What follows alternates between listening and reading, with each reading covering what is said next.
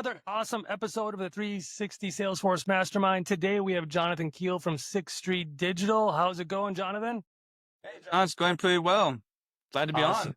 Yes, pumped to have you on. And we always start out with this question. I know we briefly chatted about it, but how did you come up with the name Sixth Street Digital? Yeah. All right. Well, so I'm in San Antonio, Texas. It was but originally I was trying to move to Austin, Texas, and because I used to kind of hang out there back in the day, and everyone knows about Sixth Street, right? In Austin, Texas. It's a little crazier nowadays, but so I wanted something that had like a Texas presence, and also at the time when I was starting my company, I was originally going to have it called like, Keel Consulting or the Keel Group, something with my name, but apparently those names were already taken up. And at the time I was married, I had 4 kids. That's like 6 of us. So then I sort of combined, I was like, well, the 6 sort of represents the family. Also, Sixth Street sort of represents Texas. And yeah, and so that's, we were originally with Sixth Street Technologies, but, as time went on and the firm grew, we rebranded to Sixth Street Digital. So that's kind of the story behind it. That's awesome. Yeah, Denver has like the 16th Street Mall. It's kind of similar, like downtown Denver. So I get the vibe. That's awesome. So to take us back even before Sixth Street and launching your Salesforce agency, what were you doing before that? Well, I'm not sure how far back to go, but after college, I joined a Walmart headquarters and I worked on their Walmart.com. I have like a shirt that says founding Walmart.com founding team, whatever. So that was way back in the day, trying to compete against Amazon. And being that straight out of college, I learned a lot about e-commerce, like trial by fire, right? So I did that for about 4 years, although I felt like 50 because Yep. it was like we worked day and night over there. But and then I decided that was in Arkansas, so I moved back to Texas. I'm originally from Texas, and again was trying to move to Austin, but it was during the whole .com bust era. So got a job here in San Antonio at a financial services firm and learned a lot from that perspective. No e-commerce, and then this kind of what this kind of started my Salesforce journey a little bit. Person I worked with at Walmart.com called me up one day and said, hey, we have this, I'm working for a startup. We're creating this e-commerce that works on Salesforce. Do you still do e-commerce? Do you want to join? And I said, I don't know anything about Salesforce. You know, I was kind of tired of working in a big companies anyway. And this company was like around 34 people at the time. So I said, yeah, I'll go ahead and sign me up. Right. So that kind of started, I had to learn about Salesforce then. Right. Yep. Yep. Right away. Right. Trailhead, or if it was even around back then, learn all Yeah. you can. Yeah. It wasn't no Trailhead back then. It was just, I don't remember. There was like some weird there's some videos I think on like the Apple iTunes I remember having to look up. It was very limited. Jeez. Yeah, it was very limited knowledge. This was, I guess, 14 and a half, almost 15 years ago. It was crazy. And then continuing on before this firm, so that company, I'm not sure if I can say it on here, but it was EDL Consulting. But they created the software called Cloud Craze, and it split off, right, to become its own company, and eventually was then acquired by Salesforce.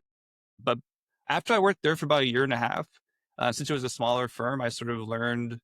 I didn't learn everything. I thought I did. I was like, oh, I can kind of see how this works, right? Because I can kind of see how they're doing sales and how they're doing the SOWs and everything. And I thought I could do this, so I decided to start this company, just doing Salesforce consulting as an independent consultant. I didn't really have idea of where I was going to go. I just thought, oh, I'll be an independent consultant, random guy floating out there in the ecosystem. Right. Right. You had that bug, right? There is, because you mentioned big company, and I think like many of us or founders, entrepreneurs, it's like we just feel like we want to do something on our own. Was Uh-huh. that essentially kind of the feeling you had as well? Like you have a bug or something like that? Like I can do this. I want to kind of be on my own. I guess so. Yeah, I think.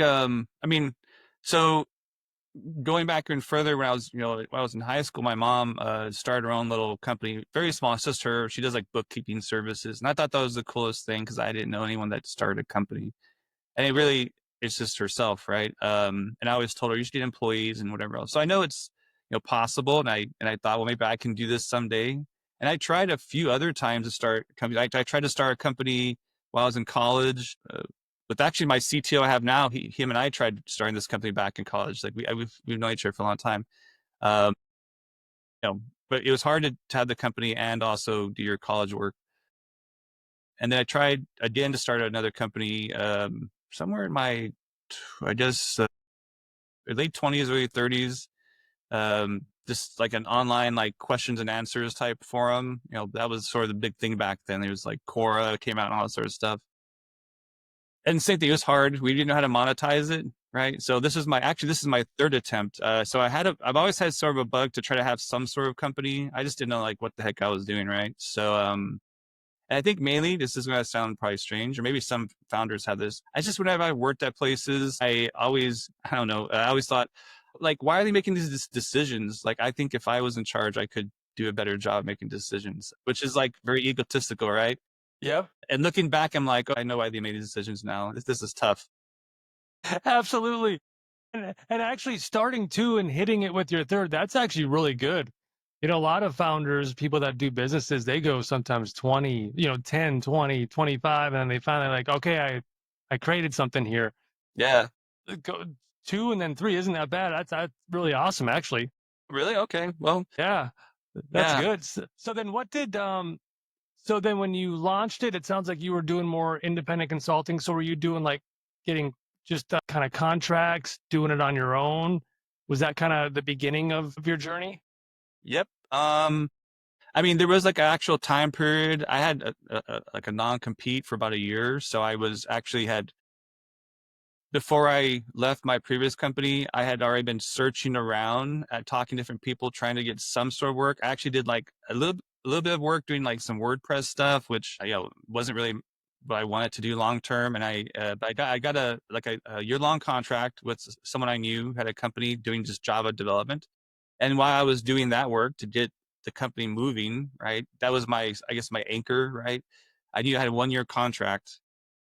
And then while I was doing that work, I was sort of setting up, I guess, what I knew was going to be my Salesforce practice. Like I was trying to figure out what do I need to do to become a partner? Where do I find work, right, in the Salesforce ecosystem? If I get too much work, what contractors can I bring on, right? I wasn't thinking about employees or anything like that. So yeah, I was doing a lot of that. And yeah, when I think to go further into your question, I mean, I really was just starting to be not like a big company or anything, but just to be independent consultant. I had known a few people in some past projects, and those people knew people and so on and so forth. So I just started reaching out during that year period.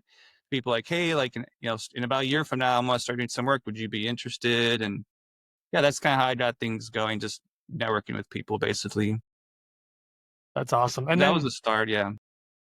so then when did it become like real? Like I don't know if it was like a year or two down the road. When was that moment where Sixth Street and the company kind of really started to shape, form, and take hold where you're like, all right, I got something here. Like I'm actually building something here.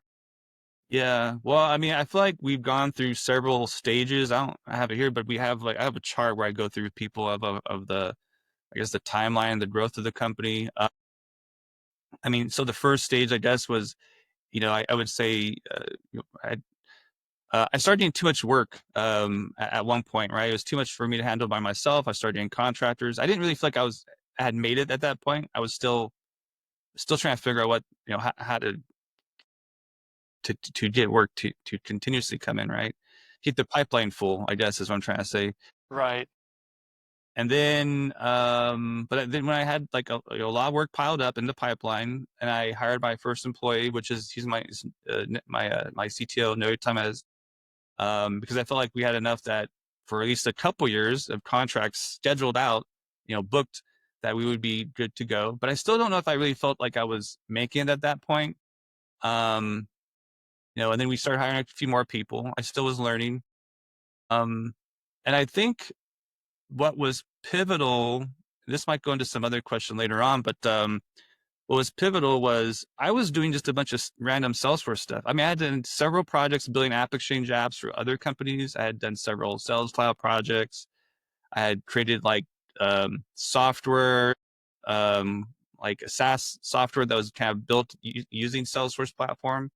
It was just very random, like because I was just finding random people on the community and just out in the world, going to Dreamforce and just talking to people. But it wasn't until I would say that company that I worked for, and they sold their the B2B commerce platform, which was called CloudCrease, got acquired by Salesforce. I think that was probably a pivotal moment for us. We're already sort of switching over before they got acquired by Salesforce. They had reached out to me because I was on the implementation side for that company, implementing the B2B commerce software. So I had at one point before they got acquired told the company, hey, like my background actually was in e-commerce before it was Salesforce. And I know not everyone else was at the company at the time. We're about 4 people, I think. But I think we should pivot to this. I feel like this is going to be future for our company. Like these were bigger projects and they're very complicated projects, and we actually could do them because we had the expertise. And so the people at the company, I don't think they're very thrilled at the time because it was more complicated. But that was when things really started to change, I think, for us because um, this is really secret sauce, but we were doing like these little projects that were like 5 to 10K each, but we're having to do a whole bunch of them every year. But the commerce projects, I could do like 3, and then we are Right. kind of good. So if I could book out 3 projects a year at that time, then we were good to go. So I was like, oh, I could do this. Like this is easy. I can book three accounts a year. So That makes sense. And to back up even a little bit, I think I get asked a lot working with Salesforce partners and consultants. And what you talked about with you had a pipeline and you had too much work and then you hired. I get asked so many times before they have a pipeline and before they have work, they're like, who should I hire? Right? Should I hire a sales guy? Should I hire consultants? And I think one of the biggest, I don't want to call it a mistake, but in the beginning, people focus too much on like hiring and building their company with no work. And then that's typically when the majority crash and burn. yeah, But I think what you outlined is the method or approach or thought process that typically I see work for the majority is get the work first. You don't need to start hiring people until there's projects because you're not going to be able to pay them. You need to figure out the pipeline and the projects and have like a forecast and then hire. Is that what you feel as well? Because it seemed like it worked for you. yeah, I would think that's right. I mean, of course, there's some companies that probably have strategic hires, like maybe their first sales rep or whatever, right? But I do agree. Like somebody told me at one point, so it wasn't exactly my idea, but someone said, just go find the work. You can always get the work first. You can always find people to do the work later, if that makes sense. And I thought, oh yeah, I guess so. I mean, you know, there's always people out there that will help out. I mean, you don't know, right? You have, the problem, right, for a founder or even just a normal consulting firm is knowing who to trust. Right? There's so many people out there. You don't want to just throw random people on your project when, at least for us, for me, I wanted to have really high quality projects. My goal was, this is going to sound weird, but it's like less about making a lot of money and more about like at the end of the project, like our customers are like, wow, this is really great. Like everything's working perfectly. I'm really happy. Let me find more work for you, right? Those referrals and things. So that was sort of my goal. Yeah. That's great, a great way to think about it. Because there's no problem for sure, like vetting people, finding those trusted people, but before you start paying them, definitely get the projects. Hmm. I think is great, just kind of story, thoughts, advice as well. So at that point, you're growing, you're like 4 people, you're getting into the e-commerce space. You saw from what I'm hearing something repeatable, right? It's like we know this domain, or at least you know the domain really well. We're seeing that we can kind of not assembly line, we can duplicate similar projects, keep building our case studies and keep working in this industry and in e-commerce. Is that essentially how you went about it? And then like where did it go from there? That's definitely how I went about it. Yeah, I mean, even today, like some people on my team that have been doing this for a while, they will say they're kind of bored because it's almost too assembly line, right? We've been doing some of Right. these commerce projects, so they want to do other things like, hey, can I dabble more in AI? Can I dabble in another, you know, whatever, like field service lightning or revenue cloud, right? So yeah, I mean, that's how we got started. And what was the second part of the question there? Like, So essentially, you were four people. You were kind of figuring out that you have something that's repeatable, mhm. and then you're doing these projects. And then, kind of, what was like the next phase or next stage of Sixth Street, and kind of where did you go from there? Like adding new services, products, apps, etc. Right. Well, so this kind of goes back, I guess. So, once we started doing the projects, we were kind of doing, uh, you know, some projects on our own, like we were finding the work for the commerce, and there was also some projects where larger SIs, like some global SIs, right, were pulling us in, or because they had back then there weren't a lot of them that had commerce experience. They would say they did, but whatever. So I started kind of working those two sides to get more growth, if that makes sense. But my long-term goal was always to not have to depend on other partners, like big partners. Mm. So that helped a lot. And I guess then, at one point I hired as my first salesperson. Then this goes back to, I think, your other question, like, when do you, and then, brought them on because I thought, okay, well, now we were busy. I got enough bookings out there, right? I'm going to bring in a salesperson to help sort of ramp up our, sales and increase the pipeline more, because I want, like, I want to hire more people, right? When it comes to services, for the most part, you kind of, and we do, like, hourly rates, right? So you kind of have to have more people, right, Right. to get more, Right. to grow revenue. And some of my advisors would tell me, if you're not growing, you're dying. Is kind of the phrase I hear sometimes, right? So you're, like, constantly trying to grow, a little by little. So that was hiring someone with help with sales definitely helped, and it came at a good time. We hired, we started hiring people during right before COVID, actually, the whole, in 2020, and it just things started aligning again, kind of like with the amount of work we had, and our brand was really well known in the Salesforce, to Salesforce AEs. They were, we were being pulled into deals because there was too many projects, um and they need help selling. So we're really good at that too. Like, we're really good at helping to sell the Salesforce's products. It's not just our services, but I feel like a lot of times I'm on these calls and I'm actually helping to sell the product that Salesforce has. At some point, you built solutions on top of Salesforce. So you're a custom shop. You started kind of getting in the ISV side, building apps or at least solutions. I guess what led to that? I know you like the tariff management, the RevCom. Like, how did that all come about? So there was, I didn't, I I- one of our goals in my CTO as well is, like, at some point we thought, well, we'll do these, we'll be a consulting firm, but eventually maybe we'll become a product firm. I think a lot of these companies think this. They think we're doing consulting, but maybe someday we'll have a product. And so that, like, that idea is out there. But I also know my advisors always tell me, like, you can't really do both. It's really difficult. It's really difficult to do both because the sales motions and the marketing motions, the processes, they're just different. And then it's hard to have, like, a product and services, but you're pulling people, right? You have billable resources here, but you got to put them to work on the product, and it gets contentious, right? So not always a good idea. But we kept on, we had done so many projects, and we're, like you had mentioned before, we had kind of this system, and the platform before for B2B commerce was very difficult to make into components. But we knew it was eventually going to be on, like, the Salesforce, core Lightning components and stuff like that. So we were already preparing for that, and we started building, kind of reusable components.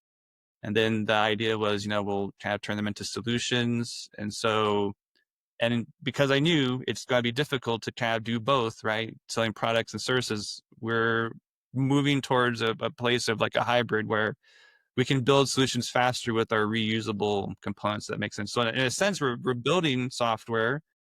Um, we're not starting from scratch all the time. We have, like, accelerators and things like of this nature, right?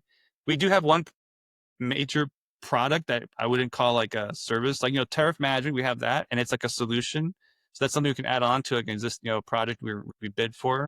We have this thing called, RevCom subscriptions, which is like basically combining the subscriptions from Revenue Cloud with the B2B commerce, on core. So that's because that's a common theme as well. All right. But it's not really like something you would probably sell completely separately, be a part of the overall project. But we do have like another product called Gamify that's like standalone by itself. But we are, trying to use that integrated into overall, I would say project and success of our current clients, if that makes sense. But it is kind of if you go in the App Exchange, it's a separate product versus the other things we have are, we just have all these components and libraries on our back end that we just pull in. And I think I probably even might have used the wrong term because I think gamify is more of a like a app exchange product.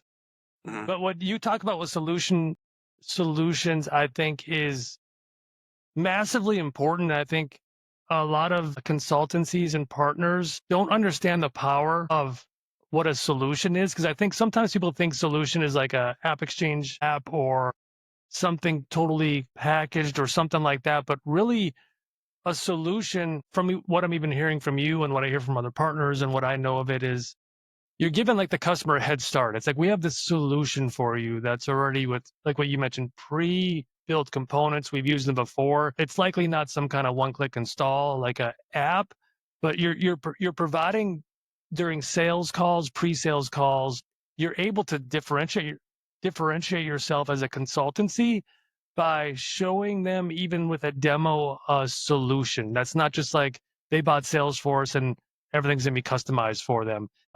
Is that Yes. the perspective or summarize kind of what that is?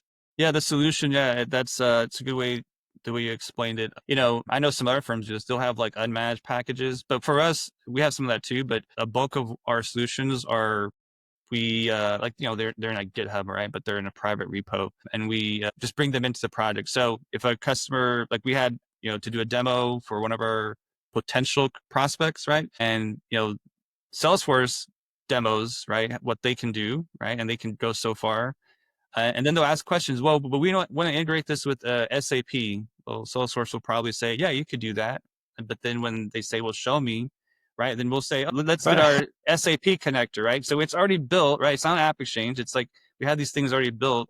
We can put that in there. Or someone will say, well, I want like, whatever. I think this already exists now in core, but for commerce, for a while, it didn't exist like a single page, checkout screen for checkout, their shopping cart and stuff.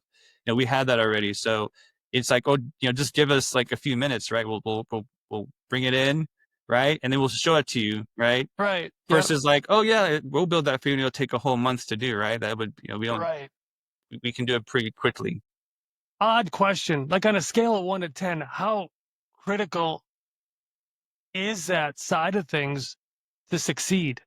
Is that like a I'm just kind of curious, is that absolutely critical to kind of grow a consultancy, especially nowadays, to know your customer, to have these solutions ready, like in the scenarios you just mentioned, for the ecosystem right now? Oh, that is a very good question. Um, I'm always internally with my team talking very future tense, like, hey, this is what we're doing like this year, but this is where I think we have to be like in 2 years, 3 years, 5 years, whatever, right? And I'm not sure what everyone else thinks that's watching this. I even before all this AI boom came out, right? Generative AI and what it can do and everything. I was already thinking like, I mean, when I talked to like Salesforce AEs, right? They were wanting to know how to get implementation costs down for these projects because right Salesforce they can have work with their license model, but you can't really like if a project takes 1,000 hours. I mean, it takes 1,000 hours, right? Then what are you going to do? You just going to reduce your rates to a point where you can't even have health insurance for employees. I mean, it's not Right. the economy doesn't work, right? Right. So I was already from that perspective was telling the team, let's start building these reusable components because we're kind of building almost the same thing every time. And this isn't something I know a lot of firms do this. I did. I mean, it wasn't exactly my idea, but like I helped one firm for a little bit. They're not around anymore. It's called Seven Summits, and they actually started. They started building all these components, and that's how they got them off the ground, or not off the ground, but got them going faster, right? So that's basically kind of the model we're currently using. But I think so that's helping us, right? Because we can have lower costs compared to some of our competitors, especially the global SIs, right? Who have higher rates, and we can get things done a lot faster. I mean, uh, I won't go too much into it, but instead of a project taking 8 months, we can do it in four. Instead of four, we can do it like 2.5, whatever, right? But the future tense I was going to get to is with all this AI, generative AI boom and everything, I guess I'll call it. Uh, People, I think, even if all this AI it's not really like come out to be what's marketed, right? I have my own opinions about what's being marketed right now. A lot of it's not completely truthful, but it's still people's expectations are going to be like, well, can't you just like throw something together? I thought you could just have one developer use AI and code like, 10 different things, right? I think the expectation is going to change. So from that perspective, having reusable components is already going that direction. Like we're going to have to start, not starting from scratch, but building things faster and then just sort of, pulling them together to build a solution. So that's where we're kind of going, if that makes sense in terms of the future. So I think your question is, if you're like a consulting firm, if you're a partner, do you have to do that? Did you have to do that like, 10 years ago? No, you could build anything from scratch. Did you have done that 5 years ago? Like, yeah, that'd been fine. You can build things from scratch. But I think the place we're going is you're going to have to be faster. You're going to have to deal with this expectation of, I mean, I already had a client actually just the other day where I worked with them and say, we can build this stuff on Agentforce. And they're like, well, I just threw some things into Claude and I just came up with this UI and then we hooked into an LLM and then look, it works. And we did it in 3 days. I'm thinking, well, but is it like production ready? Is it Right. maintainable? But Right. the expectation is there, right? It's like faster, faster, faster. That's interesting. I haven't heard that story of like a client doing that because that's some pressure, right? You have to really not push back, but explain why that might not completely work and have the totally different discussions at that point. Yeah. So that's something I don't know everyone else's thing, but that was a surprise to us. We asked them, can you demo this? And we were like, wow, that's really good. Huh, you got me thinking here. That's interesting. And you mentioned Gamify. I want to go back to that if we could. So what is Gamify? What's that solution or app? Yeah. I mean, Gamify, I mean, at its core, it's a gamification engine, I'll call it. Historically, when we created the thing, it was, it's just to help at its basic premise is to help drive behaviors with your team. It can be used, like with sales team. That's the most common thing where you create what we call like a game campaign. So think of a marketing campaign, but it's a game campaign. And then you create a bunch of rules. So you say, well, I want my team to make, you know, 10 phone calls a day, my sales team, right? I want them to book 3 meetings, a week. And you might have those expectations already, but not everyone hits them, right? But if you apply points to those behaviors and you track them and you put like a leaderboard and you give some sort of incentives, like the top 3 people, top salespeople that hit their goals for the week or the quarter, right? Maybe you just for the quarter, maybe you get a trip to like Florida or something, right? Or maybe hit your goals for the week, then you get like some sort of free tickets to the game or something. Right. But it does more than that. I mean, we're expanding it and we have some big plans in the near future, but which I don't actually want to go into here. But Because it almost sounds like a carrot versus a stick, right? I think what you're doing with Gamify is instead of like sales leaders getting on their team, hey, you need to do this, this, this. It's like more of a game.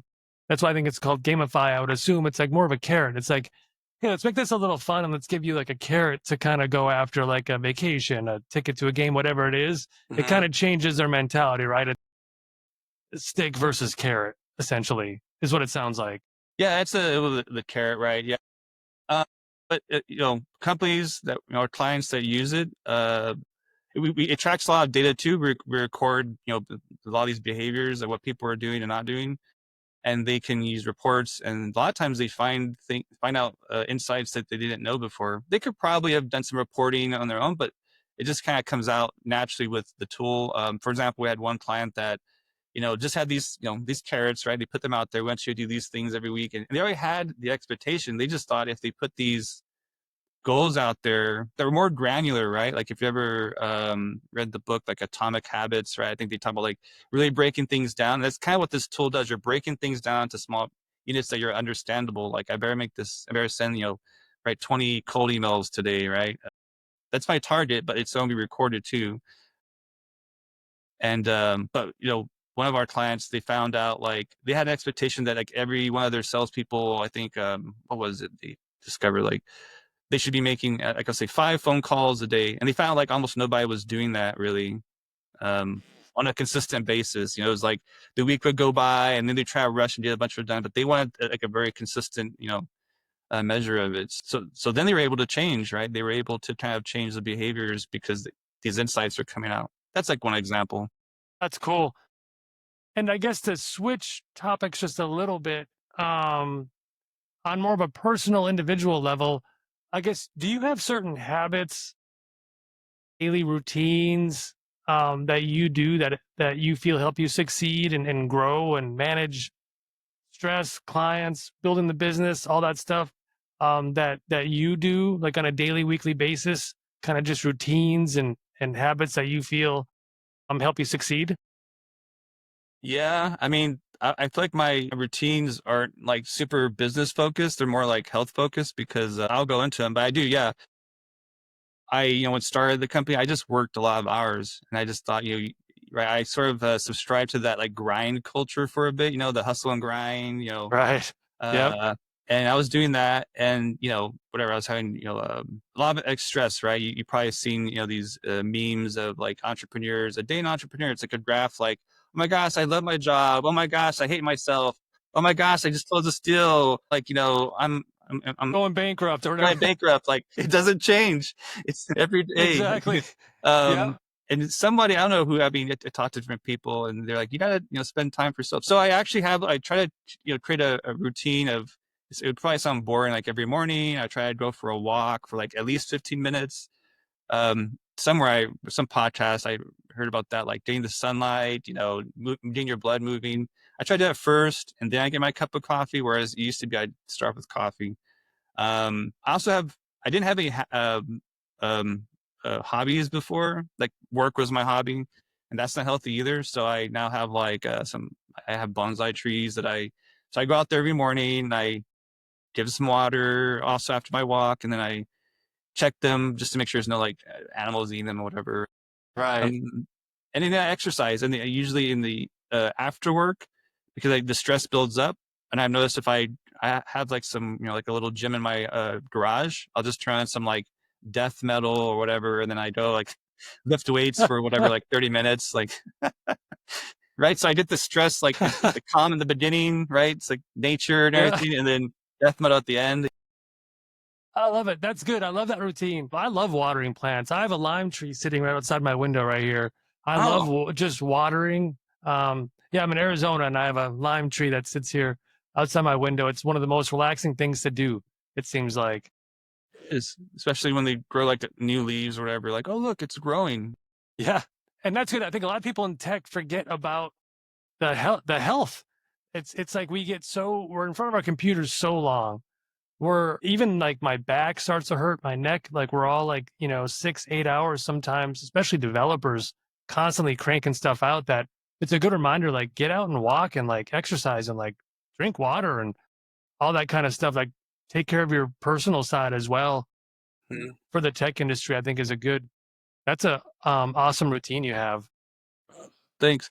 And I will say for anyone who's watching it too, like some of my, well, I don't know, I was going to say best ideas, but I would say pivotal ideas for the company came during just walking. Like I'll go back a little bit to a question you had about, something had changed. And I said, oh, we decided to start switching to do more e-commerce versus we were like scattered everywhere. Like let's do these e-commerce deals. It seems obvious to me that we would go for these bigger projects. And I sort of described, oh, like, the logic behind it. But I was just very stressed out at the time years ago. Like, oh my gosh, we have to find so many opportunities to fill in the pipeline. How am I going to grow? Like, and I was on a walk. And for some reason, I was like walking for an hour just trying to get my stress out. And it's just like this thought just went through my head, like, why are you working so hard? Why don't you just go find these three big, whatever, just find some big deals.